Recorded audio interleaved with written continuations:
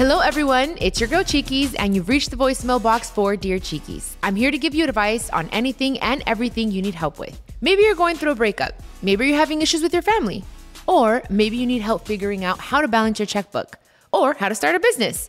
Whatever the case is, I want to hear from you. Remember, these are my thoughts and opinions, and if you're suffering from an issue or hardship, you should seek help from a qualified professional. All right, now go ahead and leave your question at the sound of the beep. Hey Chiquis, my name is Adriana. I just wanted to say congratulations on the engagement. Also, you're such an inspiration to a lot of women. And I really love the relationship that you have with your siblings. Reminds me of myself and my younger brother. Anyways, my question for you is, what do you think about getting back in a relationship with someone who has cheated? Have you ever? And if so, how did it work? How did you trust them? Were you ever able to trust them again? What steps did you take if you did?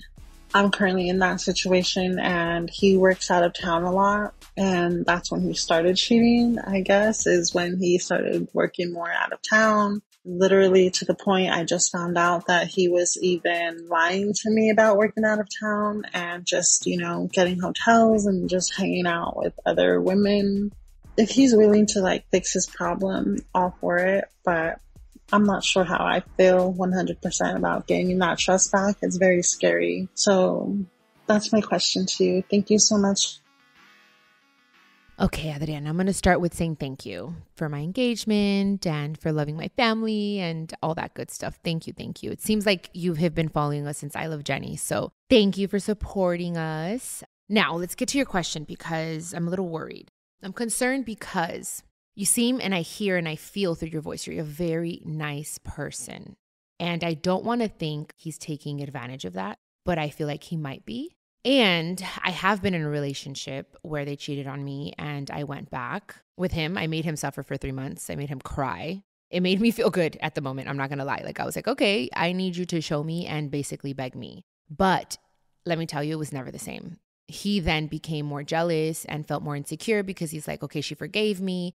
And what if she goes out and does it herself? And I was always worried, is he going to do it again? And should I check his phone? And that's no way to live. It's just it torments your mind so much. And it's such an unnecessary feeling. I just feel as your friend, okay, if it was my sister that I'm talking to right now, I would say run. Get the hell out of that relationship because him getting hotel rooms and hanging out, no, he's boning, girl. He's boning these girls in these rooms. And then he can come back and give you a disease. A sexually transmitted disease. I don't know. My heart is telling me to tell you to love yourself and to get out of that relationship. It's gonna hurt. And I'm not saying that men can't change, but men tend to change after they have lost a good woman. Then they change for the next woman. That's just how it works. But if you go back with him, I feel like he knows you. He's gonna take your kindness for weakness. And I think you just need to gather up your strength and say, peace out, dude.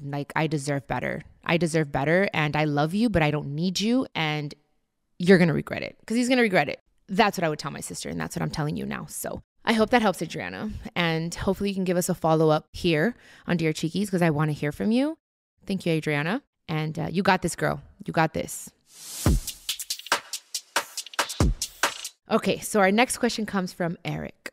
Hey, Chiquis. I don't know if you remember, but I got to meet you backstage in Bucanas. Te quiero mucho. I'm still so grateful for that. I miss you. Nashville misses you. But my question is, we talked about me going into social work, and I realized that I'm really interested in getting my master's. Not interested. I am going to get my master's, and I will be getting licensed because I want to be able to do counseling and therapy, especially regarding grief and trauma.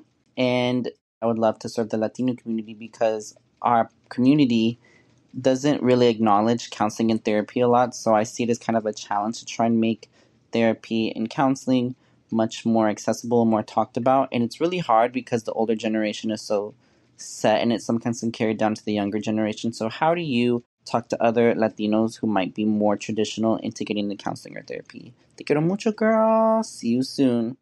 Eric, I am so freaking proud of you. You are such a smart, intelligent young man. And I love how you're manifesting. You are affirming that. And I can already see you're going to make it very far. I can already feel it. You're going to make it very far in this world because you're already saying, yes, I will. Absolutely. That's the key. You will do it. And yes, the fact that you want to go into psychology and counseling, and I think that that is amazing because I completely agree with you. Now, therapy is talked about a bit more in our community, but not as much as I'd like. So I love that you are, getting into this field. And basically what I do is just talk about it freely and unapologetically. I just say therapy's great. Therapy has helped me. Whether some people are like, because some people will look at me like, well, that's weird because they see it as a weakness, like, oh, you're depressed. But no, it's actually a very smart thing because we all need therapy. All of us. It doesn't matter if you're rich or poor or, whatever culture, we all need therapy, all of us. So I think it's just talking about it freely the way you're doing it. And little by little, people will understand it, even if they do it secretly. But the more you talk about it and the more you're advocate for it, the better that it's going to be and that it's going to become more common and people are going to be more comfortable with it. So I think you're doing everything right. You sound like you know exactly what you want. So honestly, you're way ahead of me for sure. I wish I can go back to school and become a psychologist. That was like the first thing I wanted to do actually. Okay, so our next question comes from Jess. Left my ex 3 years ago for mentally abuse. Currently dating an F-buddy. Currently pregnant of F-buddy, but still in love with my ex. How can I let go of my ex? Okay, Jess. Congratulations on the pregnancy. So I wish I knew if this F-buddy was in the picture while you were with your ex. But hey, I guess we won't know now. But if you left that previous relationship because they were mentally abusing you, then you did the right thing. I don't know how long ago you left this person, but it's going to take some time. I think you just need to be patient with yourself and allow your heart to go through the process. And eventually, I promise you, you'll wake up one day and it's like that person just is no longer in your heart in that way.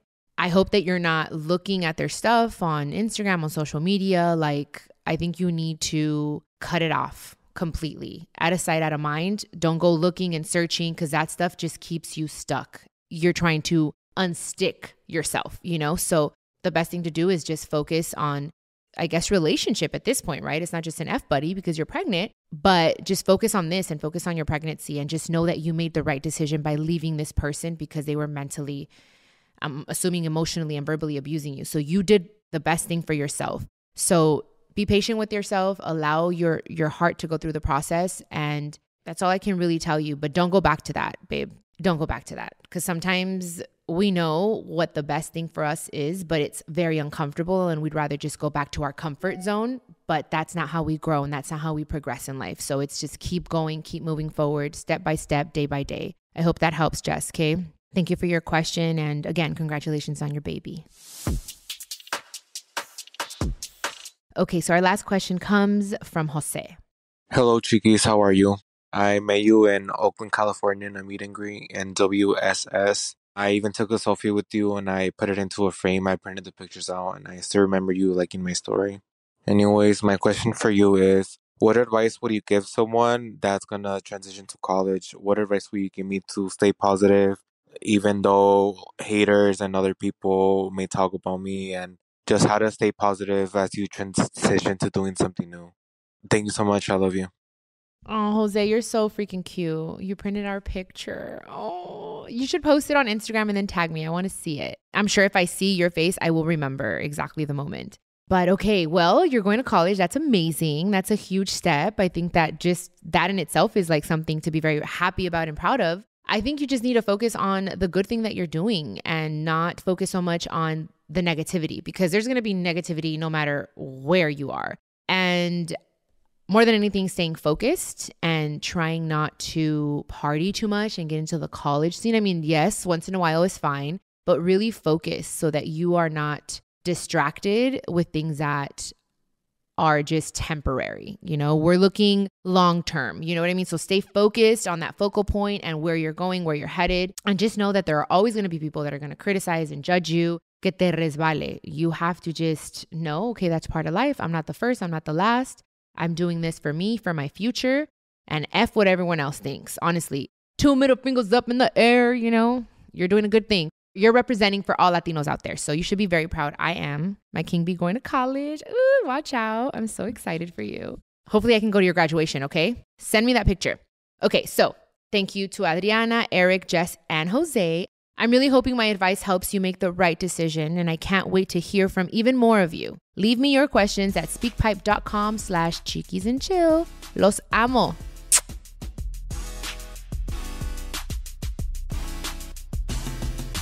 This is a production of iHeartRadio and the My Cultura Podcast Network. Follow us on Instagram at My Cultura Podcast and follow me, Chiquis, that's CHIQUIS. For more podcasts from iHeart, visit the iHeartRadio app, Apple Podcasts, or wherever you listen to your favorite podcast, and check us out on YouTube.